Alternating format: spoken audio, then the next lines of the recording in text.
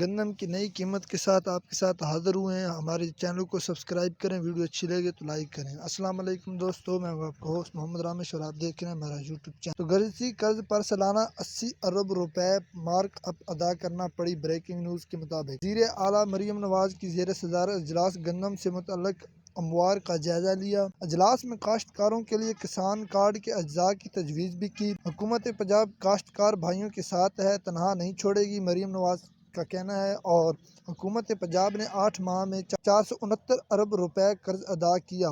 Breaking news Maryam Nawaz مسلم league نون کا مشعل کاشتکاروں کی فلاح و بہبود سے ہے۔ مریم نواز اینڈ گندم پر سبسڈی سے ماضی میں حکومت کو 630 ارب روپے گردشی قرض کا بوجھ اٹھانا پڑا۔ بریکنگ مریم نواز گردشی قرض پر سالانہ 80 ارب روپے مارک ادا کرنا پڑا۔ کسان بھائیوں کے لیے خوشی ہے کہ گندم، آپ نے خبریں بہت سنی ہوگی، گندم پر یہ ریٹ ہوگا، یہ ریٹ ہوگا، فی الحال کچھ بھی نہیں کہا سکتا۔ ایسی مزید ویڈیو دیکھنے کے لیے ہمارے چینل کو سبسکرائب کریں، ویڈیو اچھی لگے تو لائک کریں۔